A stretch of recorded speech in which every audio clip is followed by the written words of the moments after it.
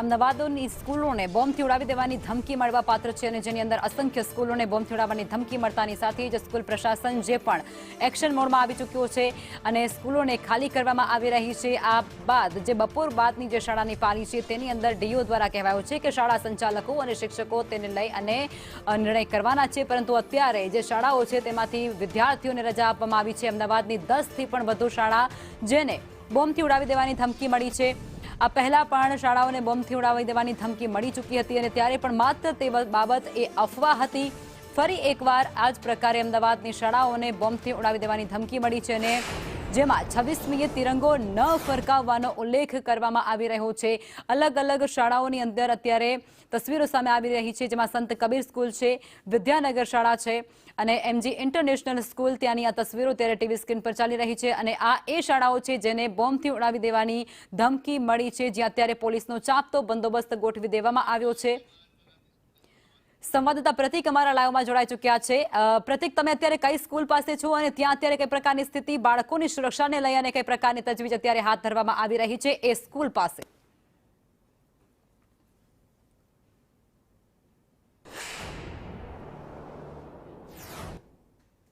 ધમકી ભર્યો ઈમેલ મળ્યો છે અને ધમકી ભર્યા ઈમેલના પગલે શાળાઓ તો સતર્ક છે, તેની સાથે સાથે અમદાવાદ પોલીસ અને વાલીઓ પણ સતર્ક છે। જેવો ઈમેલ મળ્યો તરત જ શાળા દ્વારા પોલીસ અને વાલીઓને જાણ કરવામાં આવી હતી, જેના પગલે વાલીઓ દ્વારા તમામ બાળકો છે તેમને પોતાના ઘરે પરત લઈ જવામાં આવે છે। આ સાથે જ અમદાવાદ શહેર પોલીસ દ્વારા પણ જે શાળાઓને આ પ્રકારની ધમકી ભર્યો ઈમેલ મળ્યો છે તેમાં ચકાસણી કરવામાં આવી છે BDDSની ટીમ દ્વારા, જેમાં હજુ સુધી કશું શંકાસ્પદ મળી આવ્યું નથી। આપણી સાથે શાળાના પ્રિન્સિપાલ છે એમજી इंटरनेशनल स्कूल ना। मैडम एग्जैक्टली क्या ईमेल मिला था, कितने बजे मिला था और उसके बाद आपने क्या किया? हमारा स्कूल सुबह 8:45 पे शुरू होता है और जैसे ही स्कूल खुला हमने चेक किया कि एक तरह का धमकी वाला मेल आया हुआ है और स्कूल को बंद करने की रिक्वेस्ट करी गई है उसमें। सो हमने तुरंत फर्स्ट थिंग जो हमने की वो DO ऑफिस में हमने इन्फॉर्म किया और police station Ahmedabad police station में खबर दिया और पुलिस के इंस्ट्रक्शंस के हिसाब से पुलिस ने बोला कि बॉम्ब स्क्वाड आएगा और पूरा स्कूल का चेकिंग होगा और सब बच्चों को एक जगह इकट्ठा कर दिया जाए। हमने तुरंत बच्चों को ग्राउंड एरिया में इकट्ठा किया, पेरेंट्स को मैसेज भेजा और जो बच्चे रिक्शा ऑटो में जाते हैं उनका कांटेक्ट डिटेल्स हमारे पास होते हैं, उनको सूचित कर दिया गया। कई पेरेंट्स खुद बच्चों को लेने आ गए और बाय 10:30 सारा स्कूल खाली हो चुका है। अहमदाबाद पुलिस से भी सब लोग पहुंच गए थे और पूरा स्कूल का अच्छे से इन्वेस्टिगेशन हो गया है।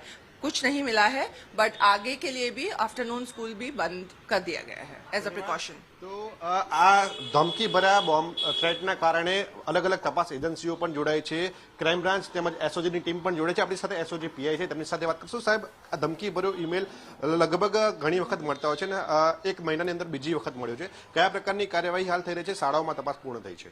ખાસ કરીને ભયનું વાતાવરણ ફેલાવવા માટે, લોકોને ડરાવવા માટે થઈને આ પ્રકારના ઈમેલ અને મેસેજ કરવામાં આવતા હોય છે, પરંતુ આમ છતાંય ઈમેલ અને મેસેજ મળતા અમદાવાદ શહેર પોલીસ દ્વારા, સ્થાનિક પોલીસ દ્વારા, એસઓજી દ્વારા, ક્રાઇમ બ્રાન્ચ દ્વારા જુદી જુદી સ્કૂલોની અંદર સઘન તપાસ કરવામાં આવી રહી છે। BDDSની ટીમો પણ સાથે જોડાયેલી છે અને ખાસ કરીને લોકોને એવી સૂચના આપવામાં આવે છે કે ભાઈ ખાલી બીવડાવવા માટે થઈને આ પ્રકારના મેસેજ કરવામાં આવતા હોય છે। આમ છતાંય તકેદારીના ભાગરૂપે ચેકિંગ ચાલુ છે અને સંપૂર્ણપણે શાંતિ છે, કોઈ પણ પ્રકારની બીજી અવ્યવસ્થા નથી। ધન્યવાદ। જનરલી આ પ્રકારના બોમ્બ થ્રેટ છે તે પેનિક ઊભું કરવા માટે કરવામાં આવતા છે, કારણ કે શાળામાં મોટી સંખ્યામાં બાળકો અભ્યાસ કરતા હોય છે। જ્યારે પણ આવો મેસેજ મળતો હોય છે ત્યારે ભાગદોડ મચતી હોય છે, જેમાં જાનહાનિ પણ થતી હોય છે। ત્યારે આવી પ્રવૃત્તિઓને અંજામ આપવા માટે આ પ્રકારના ધમકી ભર્યા ઈમેલ કરવામાં આવતા છે, પરંતુ હાલ પૂરતું તમામ જે શાળાઓ છે તેમાં તપાસ પૂર્ણ કરવામાં આવી છે। તપાસના ભાગરૂપે કશું જ શંકાસ્પદ ન મળતા હાલ અમદાવાદ શહેર પોલીસ અને અમદાવાદ શહેરના નાગરિકોએ હાશકારો અનુભવ્યો છે। લખમા જી, આભાર પ્રતિક, આપ જોડાયા તે બદલ।